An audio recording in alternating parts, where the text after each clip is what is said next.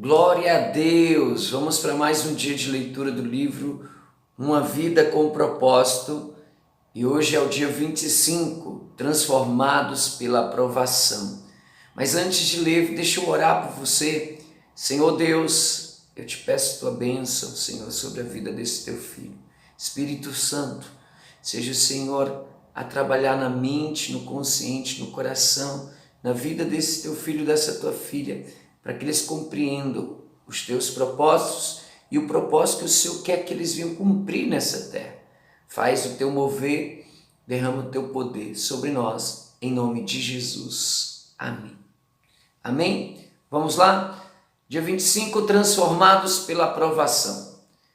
Pois os nossos sofrimentos, leves e momentâneos, estão produzindo para nós uma glória eterna, que pesa mais do que todos eles. 2 Coríntios 4, verso 17.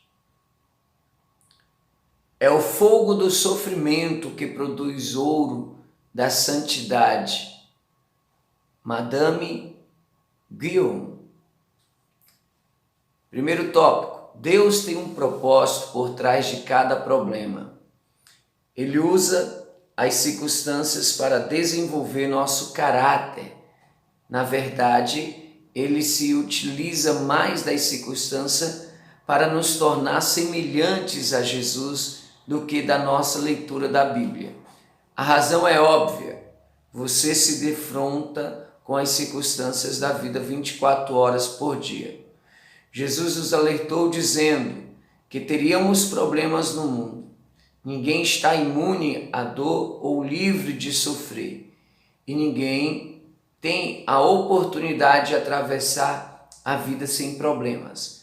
A vida é uma série de problemas. Toda vez que você resolve um, tem outro aguardando a vez.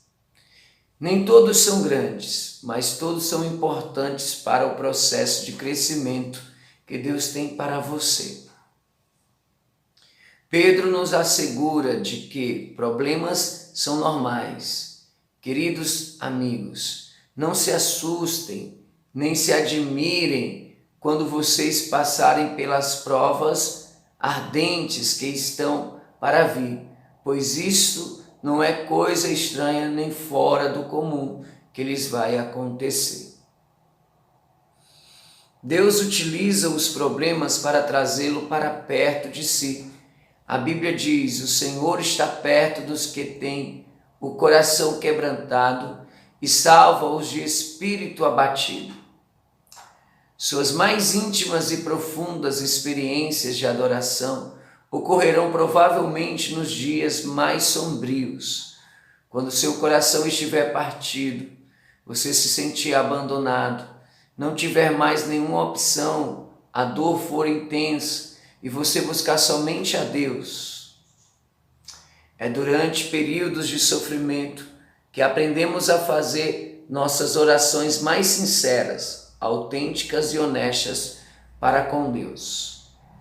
Quando sentimos dor física ou emocional, não temos disposição para orações superficiais.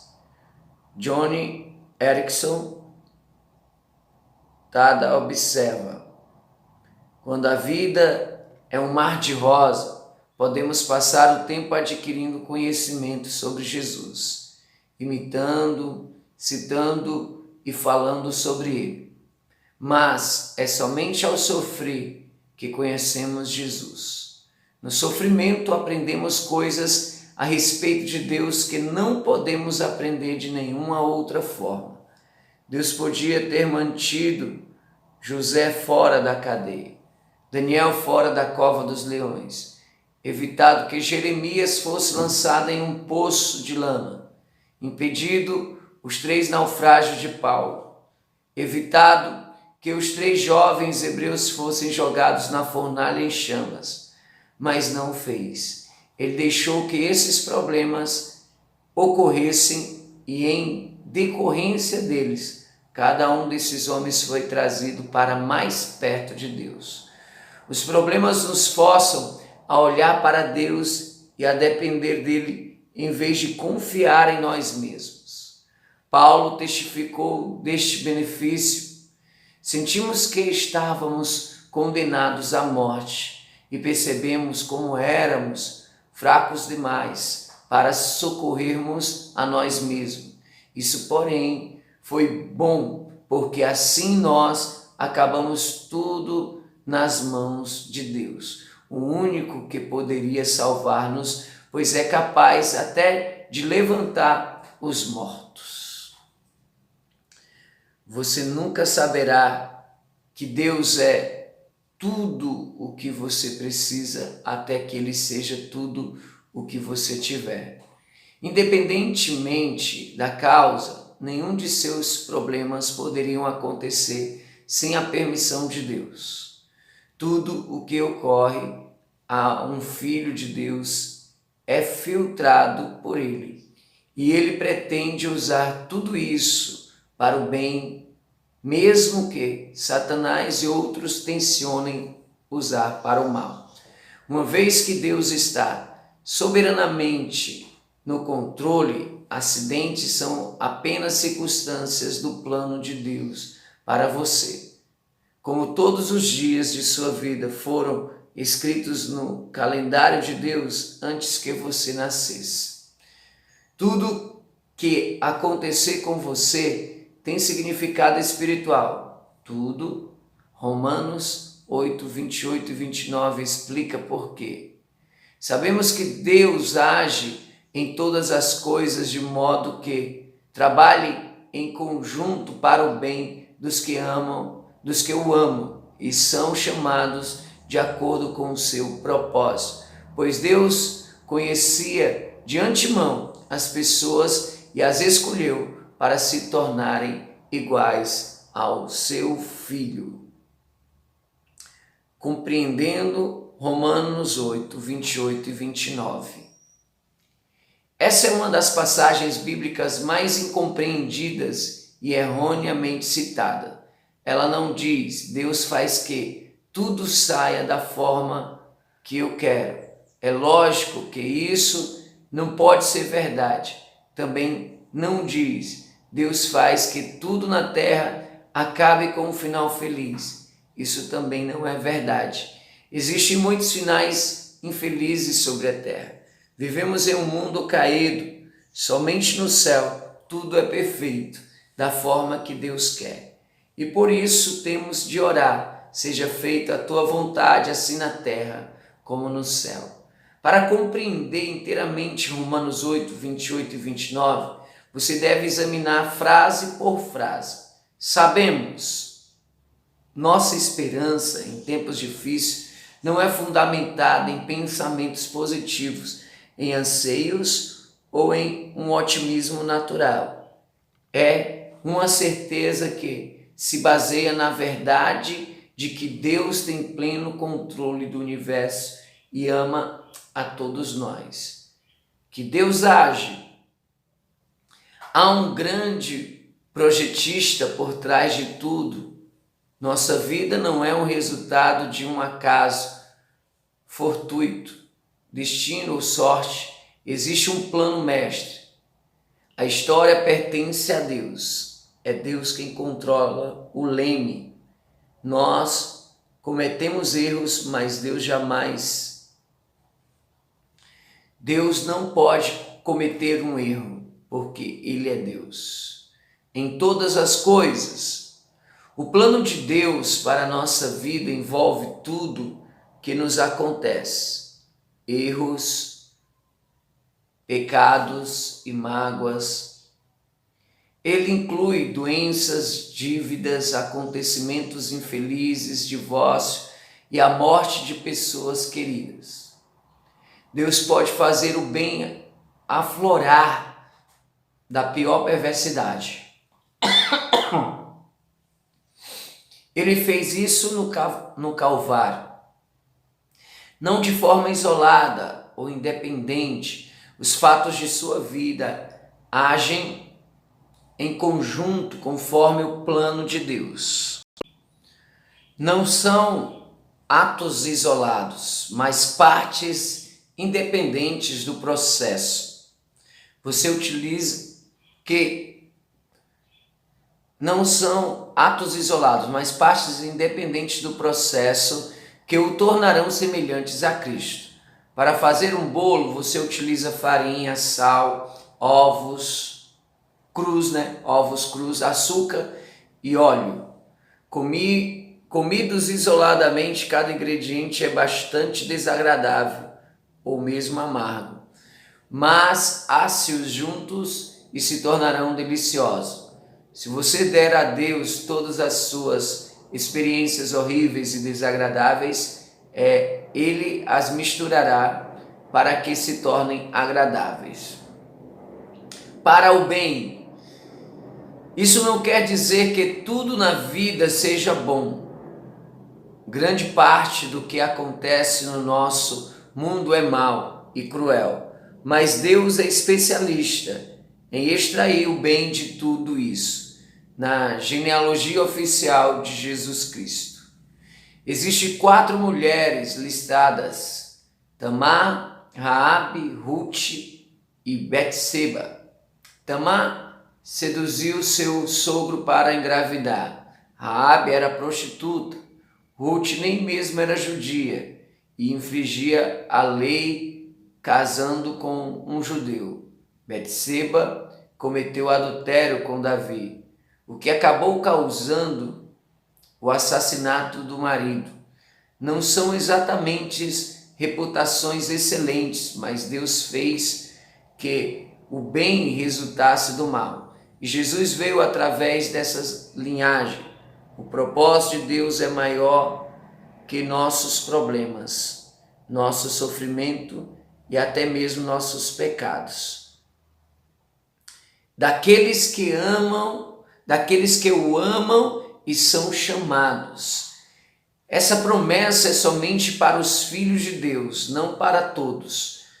Todas as coisas contribuem para o mal daqueles que vivem em oposição a Deus, insistindo em seguir o próprio caminho, de acordo com o seu propósito. Que propósito é esse? É que sejamos iguais ao seu Filho. Tudo que Deus deixa acontecer na nossa vida é permitido por causa deste propósito. Vamos lá. Mais um tópico. Edificando um caráter semelhante ao de Cristo. Somos como joias moldadas com o martelo e o cinzel da adversidade.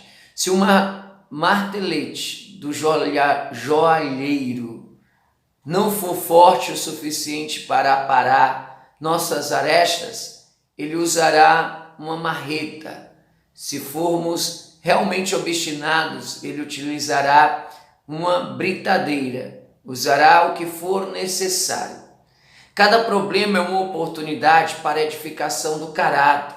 E quanto mais difícil for, maior será o potencial para o desenvolvimento de músculos espirituais e de fibra moral. Paulo disse: sabemos que essas dificuldades produzem paciência e a paciência produz caráter. O que acontece exteriormente em sua vida não é importante quanto o que acontece dentro de você. As circunstâncias da vida são temporárias, mas o caráter durará para sempre. A Bíblia frequentemente compara as provações ao fogo que refina o metal, queimando as impurezas. Pedro disse: essas dificuldades vêm para provar que sua fé é pura. Essa pureza de fé vale mais que ouro. Foi feita a seguinte pergunta ao ourives: como você sabe que a prata é pura?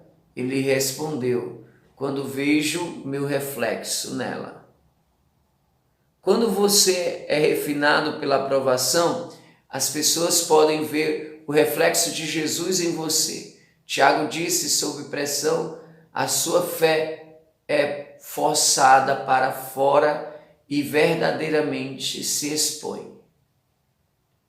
Visto que Deus tenciona torná-lo semelhante a Jesus, Ele o fará passar pela mesma experiência que Jesus passou. Isso inclui solidão, tentação, pressão, críticas, rejeição e muitos outros problemas. A Bíblia diz que Jesus aprendeu a obedecer por meio dos seus sofrimentos e foi aperfeiçoado por meio dos seus sofrimentos.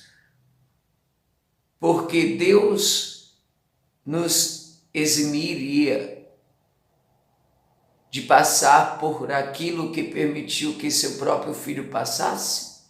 Paulo disse: enfrentamos exatamente o que Cristo enfrenta. Se enfrentamos tempos difíceis com Ele, então certamente enfrentaremos tempos agradáveis com Ele. Reagimos aos problemas como Jesus reagiria. Os problemas não produzem automaticamente a vontade de Deus. Muitas pessoas se tornam mais amargas em vez de melhor e nunca crescem. Você tem de reagir da forma que Jesus reagiria. Lembre-se de que o plano de Deus é bom. Ele sabe o que é melhor para você e visa apenas a seu bem. Deus disse a Jeremias: os planos que tenho para vocês são planos de fazê-los prosperar e não de lhes causar danos.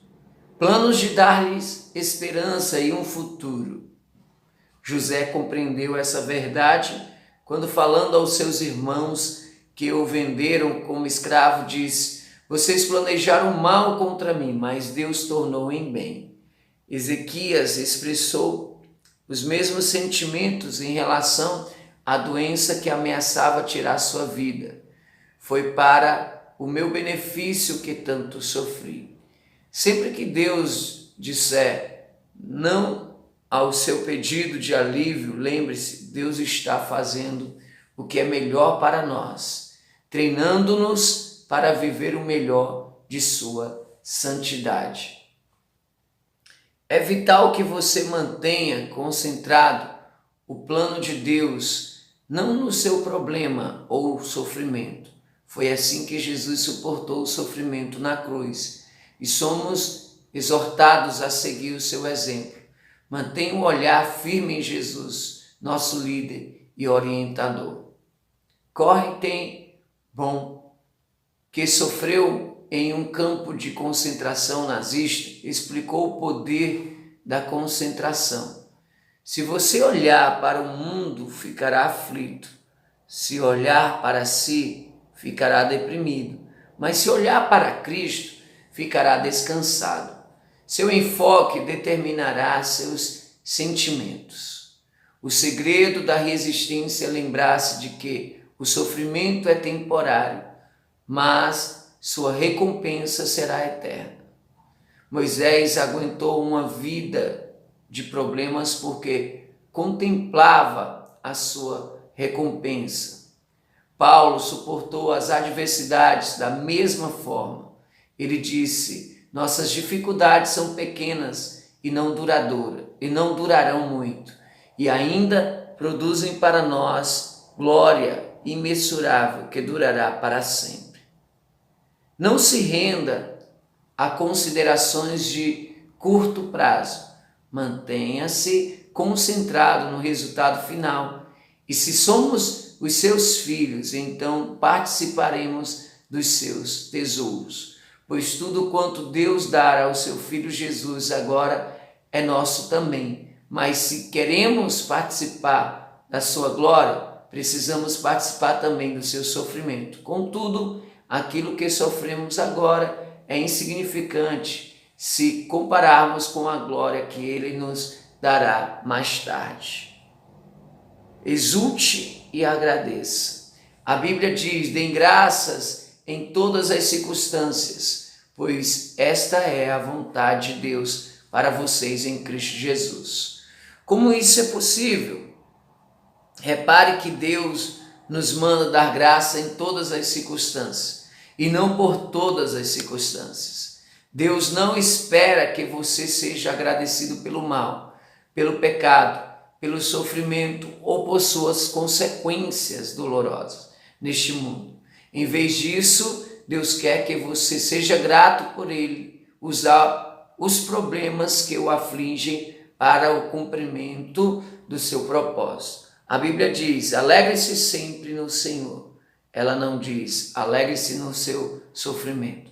Isso é masoquismo. Você se alegra no Senhor, não importa o que aconteça, você pode se alegrar no amor, na atenção, na sabedoria, no poder e na fidelidade de Deus.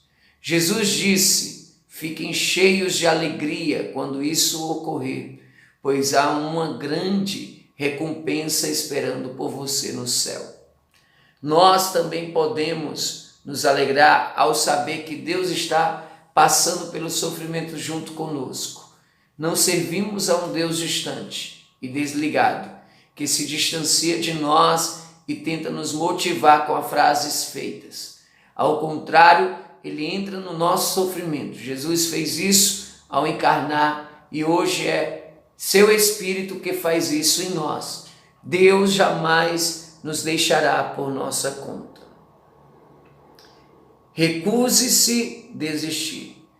Seja paciente e persistente. A Bíblia diz: entendam que os problemas vêm para lhes testar a fé e gerar em vocês perseverança. Mas deixe que esse processo continue até que a perseverança se desenvolva completamente e descobrirão que se tornarão homens de caráter maduro, de integridade, sem nenhum ponto fraco. A construção do caráter é um processo lento. Sempre que tentamos evitar ou escapar das dificuldades da vida, invalidamos o processo, atrasamos nosso crescimento e, na verdade, acabamos com um tipo de sofrimento ainda pior.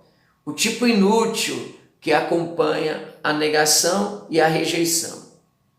Quando você compreende as consequências eternas do desenvolvimento de seu caráter, faz menos orações do tipo consola-me, faz que eu me sinta melhor, e mais orações do tipo torna-me adequado. Usa isso para tornar-me mais semelhante a ti.